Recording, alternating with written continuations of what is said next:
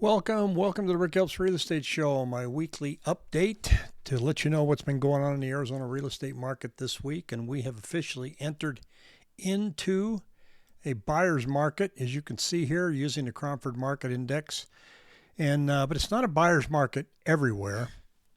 And I want to go back and look a little bit historically. You can see last time we were in a buyer's market was back here when everything fell apart.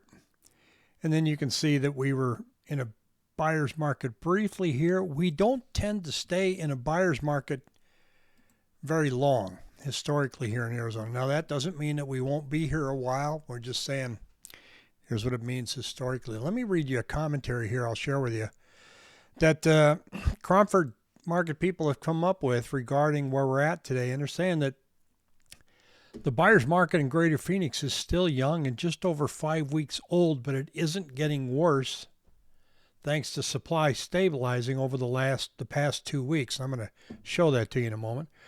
For some, this scenario brings anticipation of a decline in sales prices. However, there's more to this buyer's market than meets the eye. There have only been 3 other buyer's markets in Greater Phoenix over the past 25 years. And they're all unique in their circumstances and thus give us very little to compare with our current market. In other words, it's hard to go back and say, well, the last time this happened. It says what we can expect in terms of price trends today is our new baby buyer's market. That depends on how long the market stays friendly towards buyers. Sales price is the last measure to respond to a shift from a seller advantage to a buyer advantage. The first measure to crack is the seller's asking price. When you're looking at the pricing, the first measure is, are they starting to reduce their price? When that doesn't improve buyer interest, then the buyer incentives increase. If that doesn't improve sales, then negotiations begin to shave off more of the seller's asking price. The whole process for sales prices to respond can take 3 to 6 months. So if the buyer market is brief, there may be little effect on price changes. So what they're saying here is it looks like we're in a buyer's market. You're not going to see anything in prices now, and it's going to happen in stages, and that usually takes 3 to 6 months if we stay in this buyer's market. The first thing you see is prices start to come down, then you're going to see, okay, let me throw more concessions at them, and then a second round of price reductions through negotiation. So we're not there yet. Our active listings, when we look at our market right now, are seasonally going down. They do every time we get close to Christmas, right after Thanksgiving. So there's nothing going on there. I'm going to show you on my 7-day moving average what's happening here, because I like to compare back to 2014, because most of our numbers have been mirroring 2014. And you can see after the first year, new listings start to come up right around peak in March. Then seasonally, they start coming down. Well, we're right here. I don't think there's any reason to believe that we won't be right here once again, which is about 27,000 listings. And I'm going to show you why I think that. This chart I'm going to show you is kind of looks like your spaghetti dinner, so bear with me. It's see that dark black line there? That is number of contracts over a 7-day period. The blue line, that's new listings. So let me explain new listings real quick, and then I'm going to come back to the chart. In new listings, I add up category from the MLS that says new listings and back on market. Those are the 2 buckets where homes are put up for sale in the MLS. Then I subtract canceled listings because they're no longer on the market and expired listings, so I get a total of new listings. Contracts are easy. I add up under contract, contingency, and pending. And that gives me a total number for how many contracts there are over the past 7 days. Now let's go back to the chart. But you can see here what's happened after Thanksgiving is new listings have dropped, which they do seasonally. That shouldn't be a surprise to anybody. Happens every year. But this is interesting that our new contracts, while they have dropped, they're fairly resilient. They're still hanging around that same trend here of 2,200 to 2,400 every 7 days. Now, can we expect an increase in January? I'm going to be a betting man and say no. I don't think we will. we will see an increase starting the second week of January of new listings coming on. And what you saw back there on the other chart was there's a gap now between new listings and listings under contract that's in favor of listings actually shrinking, and that's what's happening because we're not feeding the beast anymore. That'll change again. I think we're going to hang at about 2,400 contracts every 7 days for at least 8 weeks. I don't see a catalyst for that to change. Or by catalyst, doesn't look like rates are going to do anything. They're hovering at 7.14 now. They may go to the high sixes, but I don't see anything that's going to push buyers into the market. Not in January. January, I think buyers are going to watch. There's a lot of optimism for January. There always is. This year in particular, we have a new president. Whether you like him or not, he's new. There's optimism. Something's going to change. Let's watch it. So we'll get more people watching yet again. I mean, I thought the market was dead leading up to November 4th, but I think we're going to see some real slowdowns here getting into January. Or at the very least, I don't see an increase coming. If I've been sitting back and waiting for something to change in this market, and I see an increase in listings starting to show up, I'm going to watch it very carefully. And then you have to measure with your personal budget. What means more to me, a 0.5% reduction in the mortgage rate or a $50,000 reduction in the asking price? Can I bring sellers down? If you're up over $1 million, good luck bringing the price down on sellers because they're having a very, very good year. There's no appetite for big price reductions. Between 400 and 800,000, there's wiggle room, but it's not major yet. And I can show it to you here, and this is a lagging indicator. This is the quarterly median sales price. That red line I wrote there is, well, what if this didn't happen? And what's our normal trend? You go back to 2018, and it goes up here. Just how far off are we from where we probably would have ended up?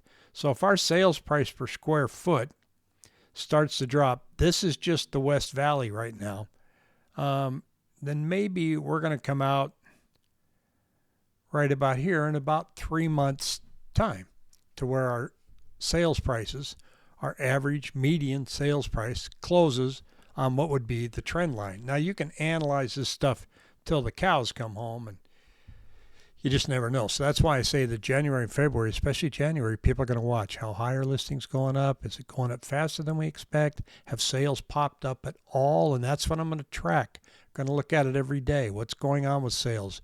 We're between 22 and 2,400. Am I seeing a breakout?